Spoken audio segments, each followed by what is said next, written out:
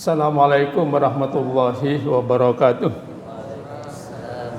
Alhamdulillahirabbil alamin wassalatu wassalamu ala asyrafil anbiya'i wal mursalin nabiyina Muhammad wa ala alihi wa sahbihi ajma'in, amma ba'du. Bapak dan Ibu hadirin sekalian yang dirahmati Allah, marilah kita awali dengan bismillahirrahmanirrahim. Astaghfirullah, astaghfirullah, astaghfirullah. Alladzi la ilaha illa huwal hayyul qayyum wa atubu ilaih. Ya Allah, ampuni kesalahan hamba. Tiada Tuhan yang disembah kecuali Engkau. Engkau maha hidup, maha berdiri. Hamba bertaubat kepadamu, ya Allah. Pertama, kita bersyukur kepada Allah, paling tidak mengucapkan alhamdulillahirabbil alamin. Yang kedua, marilah kita berselawat kepada junjungan Nabi besar Muhammad sallallahu alaihi wasallam, kepada keluarga, sahabat, pengikutnya sampai akhir zaman. Materinya sudah tadi dipampang di situ.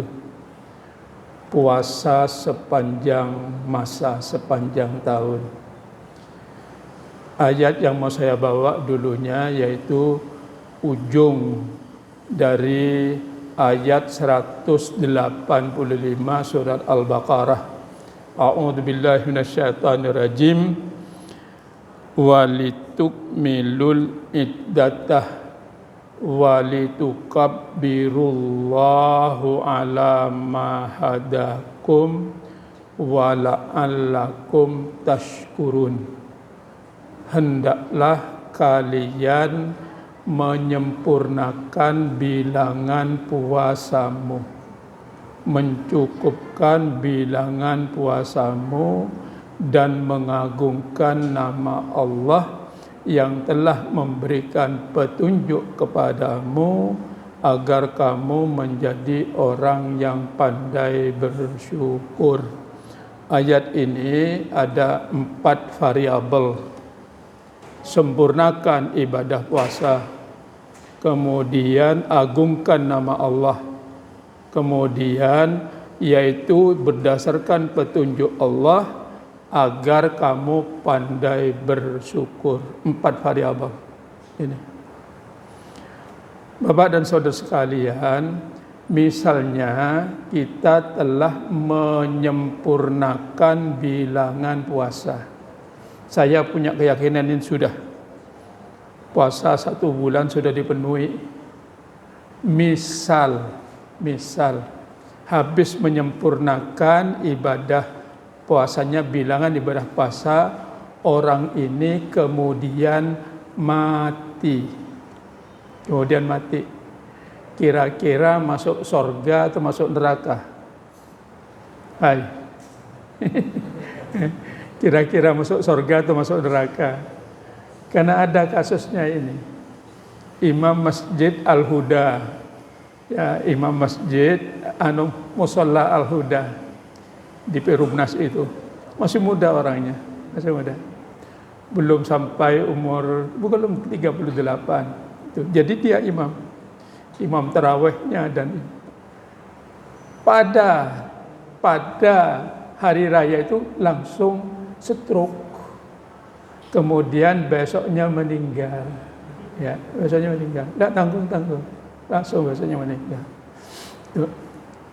Allah yang mengatakan di dalam Al-Quran, yauma la yanfa'u malu wala banun illa man atallahu biqalbin salim. Al-Quran surat 26 ayat 88-89. Pada hari semua harta dan anak laki-laki tidak berguna kecuali dia menghadap Tuhannya qalbun salim, hati yang selamat, hati yang bersih, hati yang fitrah. Jadi kalau orang habis hari raya lalu menghadap Tuhannya, maka langsung nantinya tidak menggunakan lain-lain kecuali langsung ketemu dengan Allah Subhanahu wa taala. Itu ayatnya. Dan Nabi mengatakan, man sauma Ramadan imanan wahtisaban ghufira lahu ma taqaddam min dambihi wa ma ta'akhkhar. Barang siapa yang berpuasa di bulan Ramadan karena iman, mengharap ridhonya, maka diampuni dosanya setahun yang telah lalu, hapus semua dosanya. Bahkan di hadis yang lain wa ma ta'akhkhar, dan setahun yang akan datang. Mudah-mudahan ini semuanya ini diampuni oleh Allah Subhanahu wa taala karena telah menyempurnakan bilangan puasa. Cuma ada tambahan lagi dari Nabi. A'udzubillahi minasyaitonirrajim. Man shauma Ramadan tsumma adbahu sittan min Syawal fadzalika siyamud dahri. Barang siapa sudah sempurna 1 bulan puasa ditambah 6 hari di bulan Syawal. Jadi 6 hari di bulan Syawal, tak ubahnya seperti orang yang berpuasa di bulan Ramadan selama setahun. Kelebihannya kalau sudah puasa 1 bulan ditambah 6 hari, tak ubahnya seperti puasa sepanjang tahun.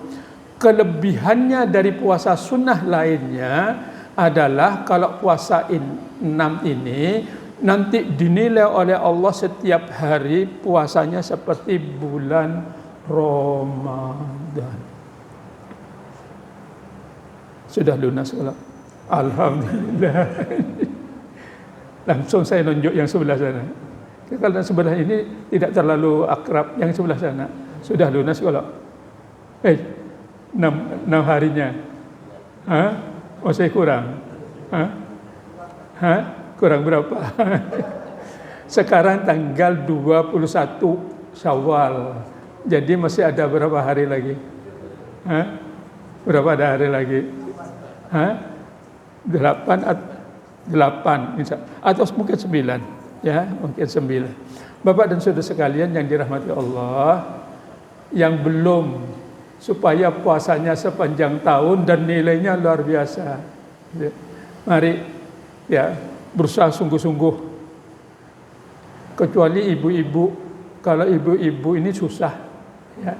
Kadang-kadang pas mau puasa, hutangnya yang kemarin sudah banyak.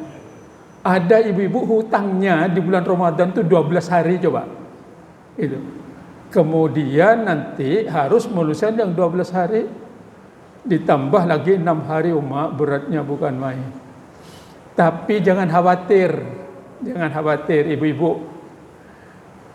Nah, Siti Aisyah itu melunasi hutang puasanya itu bulan Sya'ban berikutnya.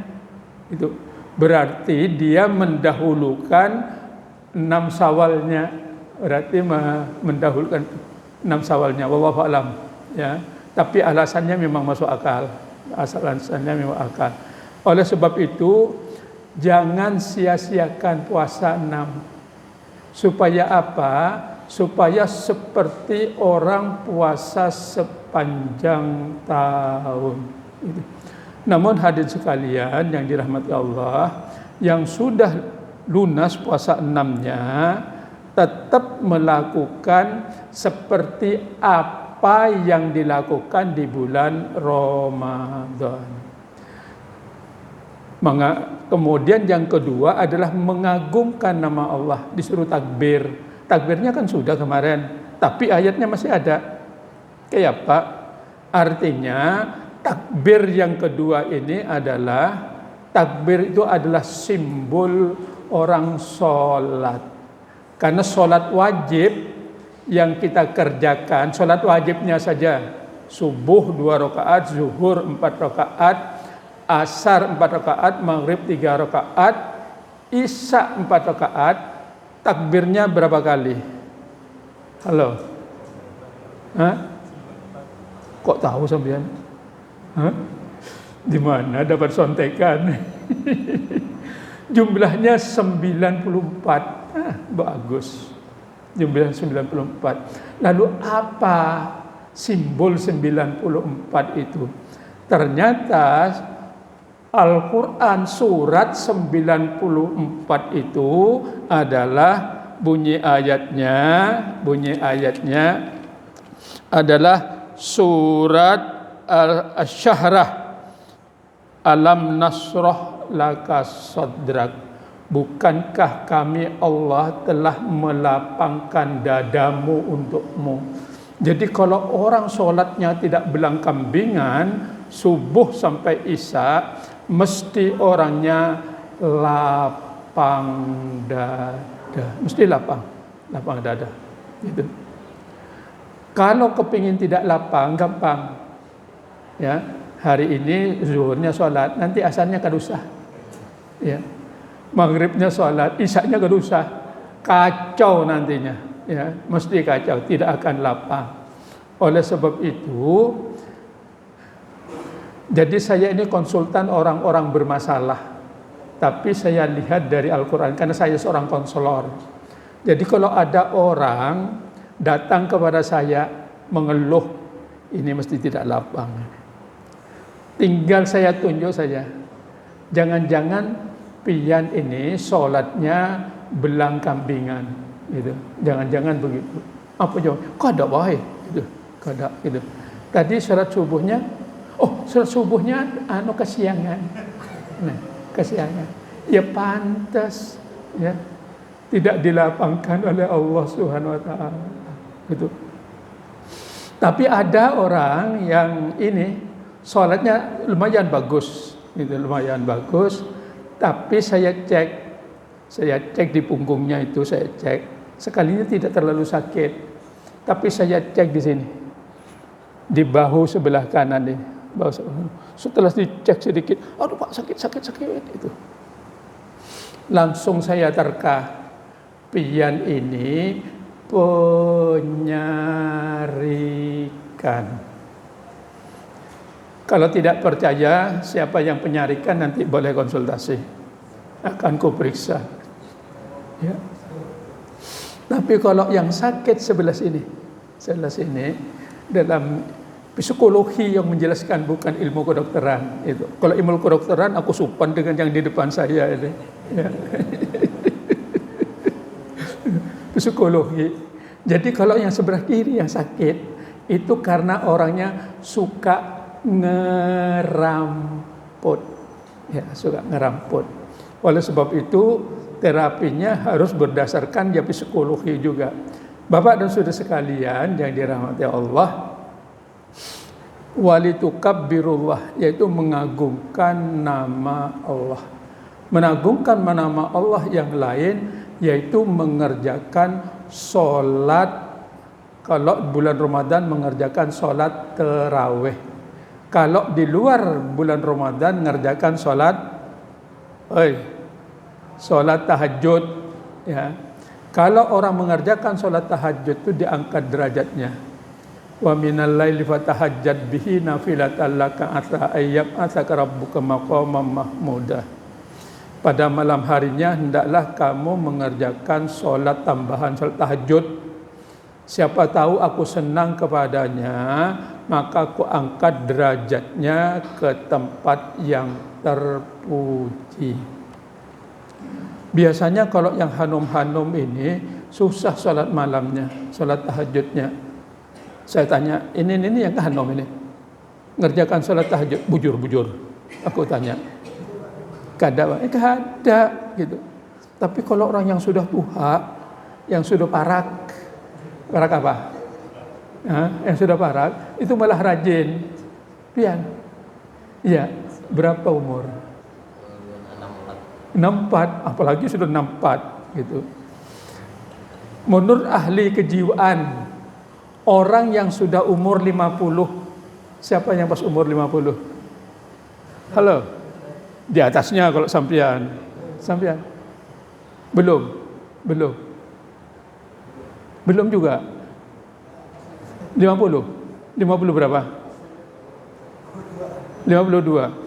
Orang kalau sudah umur 50 ada penyakit.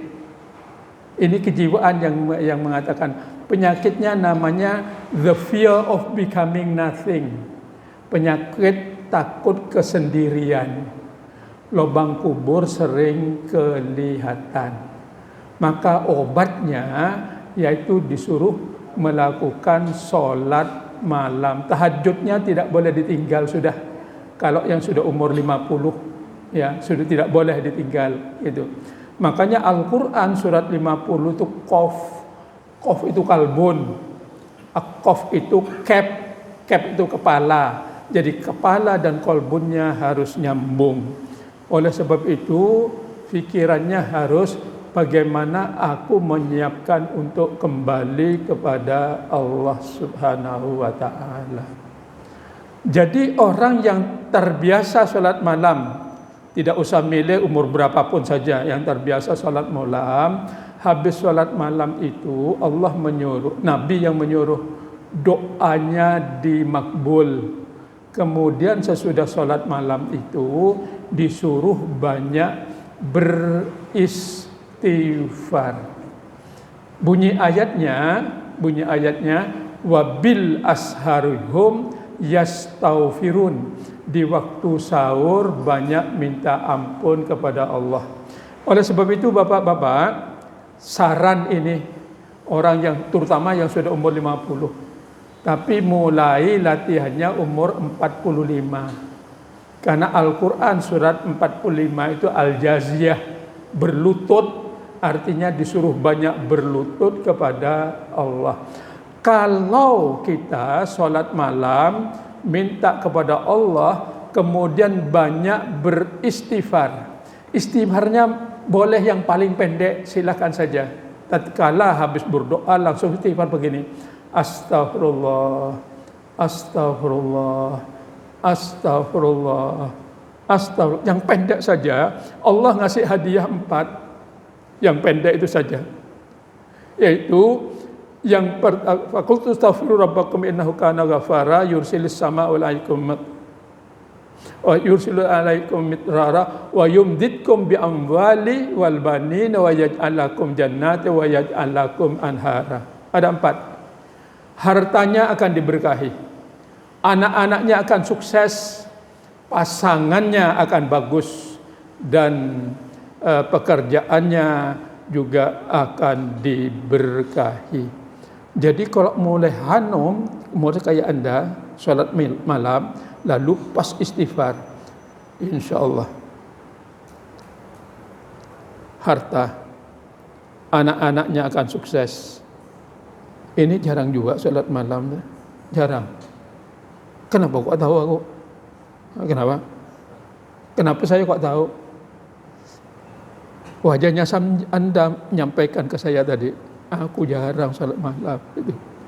Tapi kalau pas sholat malam 4, harta nantinya insya Allah diberkahi. Kemudian anaknya akan bagus. Yang ketiga pasangan, lalu pekerjaan. Tapi kalau memang pengoler, ya, yang hanum ini kadang-kadang pengoler, ya kalau yang pengoler paling tidak sholat witir, karena sholat tahajud dan sholat witir itu kedudukannya masih lebih tinggi witir. Itu witir. Dan witir itu bisa dikerjakan sesudah sholat isya, boleh gitu. Tapi kalau sudah agak tua, sudah mulai dilatih, ya. Sampean ini hanum umur berapa? 45. Sudah mulai banyak berlutut, ya, mulai. Bapak dan saudara sekalian yang dirahmati Allah, mudah-mudahan setelah kita bertakbir ala mahadakum, yang telah memberikan petunjuk kepadamu. Petunjuk Allah itu adalah Al-Quran. Oleh sebab itu usahakan setiap hari harus baca Al-Quran. Karena kalau orang tidak baca Al-Quran, Allah yang mengatakan temannya adalah setan. Saya bacakan ayatnya. A'udzubillahi minasyaitonirrajim. Wa may ya'shu an dzikrir rahman nuqayyid lahu syaitanan fahuwa lahu qarin. Barang siapa yang tidak baca Al-Qur'an hari itu, sudah Pak tadi, kapan? Waktu sholat. Bukan baca Al-Qur'an tersendiri, sholatnya tersendiri. Jadi kalau tidak baca Al-Quran, maka setan akan masuk ke dalam tubuhnya dan setan itu menjadi teman karibnya. Oleh sebab itu, kita disuruh baca Al-Quran. Lalu Nabi mengatakan, setan itu menggoda manusia 2 kali sehari, yaitu di waktu subuh dan di waktu maghrib. Oleh sebab itu, habis sholat subuh sekalipun sebentar, baca Al-Quran. Misalnya baca Al-Quran berapa ayat? Subuh, waktu subuh, nah sebelum matahari terbit. Berapa misal? Boleh sampai ngomong. Selembar. Boleh selembar. Tapi jangan seayat. Kalau seayat engken ngarannya. A'udzubillahi minasyaitonirrajim. Yasin, sadaqallahul azim. Nah itu engken. Itu engken. Ya, minimal berapa? 1 lembar. 1 lembar. Ya sudah, bagus. Jadi pas maghribnya juga begitu. Sebelum maghrib baca lagi berapa? 1 lembar juga. 1 lembar itu 1 lembar atau 1 halaman?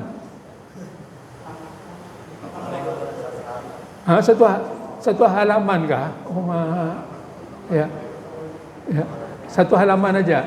Ya rapopo. Ya. Boten nopo-nopo, pokoknya baca Al-Quran. Saya ketemu dengan seorang ibu muda, umur 42 tahun, pengusaha sukses di Banjarmasin ini. Pengusaha sukses dan orangnya dermawan. Jadi kalau saya memerlukan dana untuk kegiatan dakwah, saya datang aja ke sana. Pernah memerlukan dana, hari ini perlu 100 juta karena harus membeli tanah, ya. Dan orangnya sudah nagih hari ini, gitu. Kurang 100 juta. Saya mendatangi si ibu itu. Sekalinya si ibu ini ngomong ke suaminya, "Kak, bagi 2, ulun 50, pian 50. Saya terkejut, "Mak, kalau minta kesampian itu berapa tahun itu tak kumpul 100 juta. Ini langsung." Akhirnya saya tanya, "Bu, kayak apa pian baca Al-Qur'annya?" Langsung dia ngomong, "Alhamdulillah Pak, ulun ini 1 hari 5 juz." Aku kada sampai. Jadi pian habis salat subuh 1 juz, nggih. Zuhur nggih, asar nggih, maghrib bisa. Dengan ngomong demikian langsung memotivasi saya. Bacaannya harus lebih banyak lagi. Tapi saya ketemu dengan nenek-nenek umur 66 tahun, pensiunan, nenek-nenek, pas ikut pengajian. Entah karena apa, langsung saya nunjuk, "Nek, kalau pian baca Al-Quran berapa?" "Pak, ulun ini mulai bangun tidur, habis sholat subuh, habis zikir, ulun baca Al-Quran sampai tidur lagi." Kayak apa makannya? Yang ngurusi anak semuanya. Ulun sudah pengangguran, maka baca Al-Quran. Langsung saya tanya, "Yang terbanyak berapa sehari baca Al-Quran?" "Alhamdulillah Pak, 11 juz." Ini pulang 11 juz.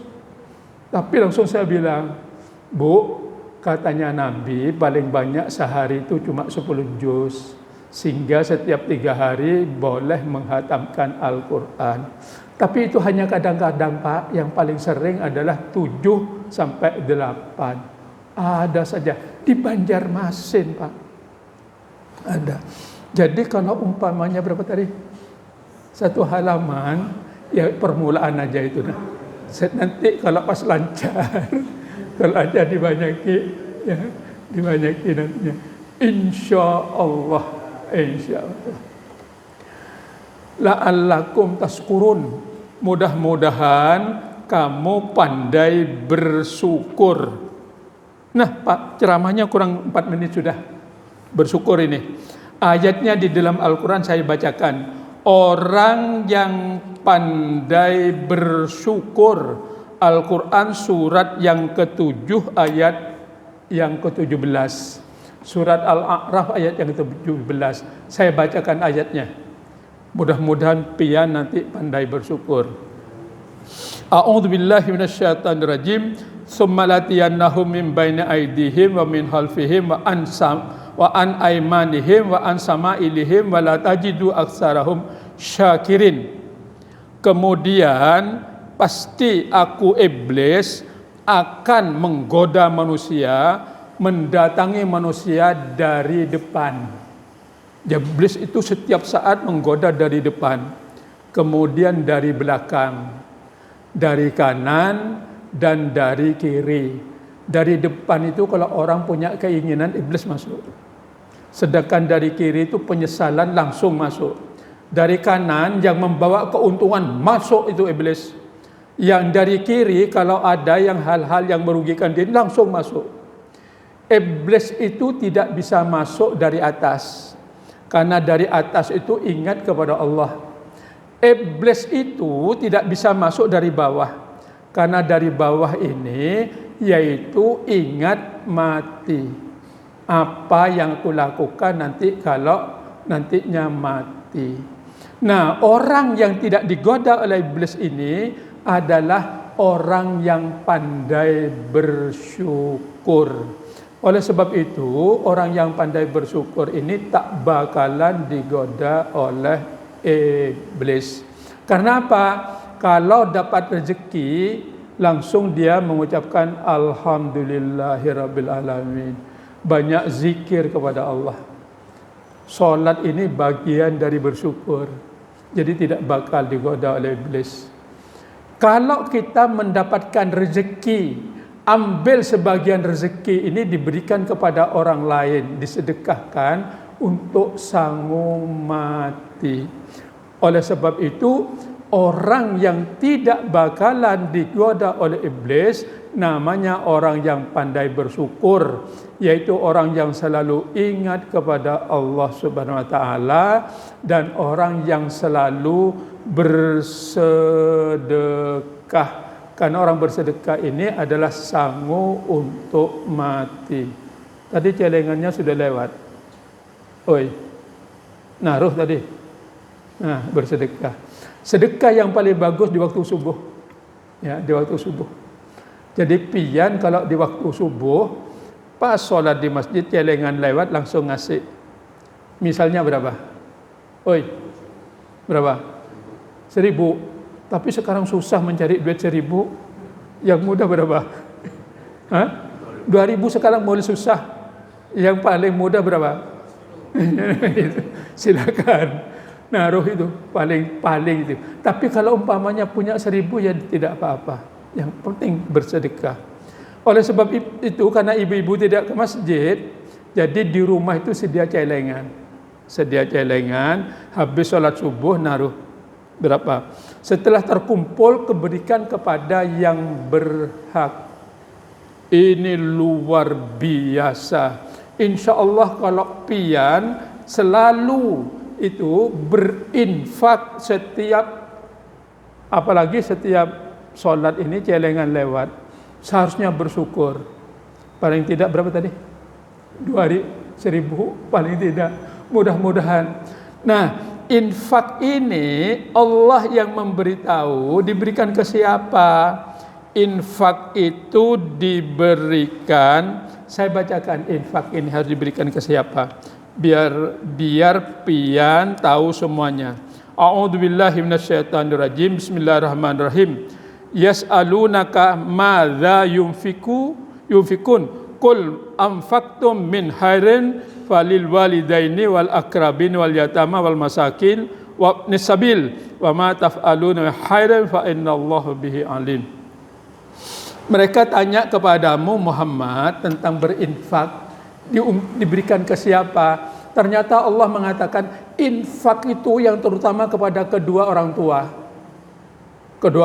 atau mertua, lalu kepada kerabat, kemudian kepada anak yatim, ke orang miskin, dan kepada orang yang dalam perjalanan. Itu sekalinya ngumpulnya 1.000 saja, ya. Setelah 1.000 sebulan berapa? 60.000. Pas mertua datang, assalamualaikum, tuh dari jambu burung, Gitu. Ada apa mak? Gitu. Aku perlu duit. Jangan diambilkan cuma 60.000 itu aja. Ya, dilebihi tentunya. Gitu. Bapak dan saudara sekalian yang dirahmati Allah, demikianlah ceramahnya. Karena tadi saya cuma diingati oleh Pian, setengah jam aja. Karena yang lain ini orang yang begawe. Mudah-mudahan semuanya bisa mengerjakan puasa sepanjang tahun dan ibadahnya sama dengan ibadah puasa yang sepanjang tahun. Mudah-mudahan sukses luar biasa kita semuanya. Demikian. Subhanakallahumma bihamdika asyhadu an la ilaha illa anta astaghfiruka wa atubu ilaik. Assalamualaikum warahmatullahi wabarakatuh.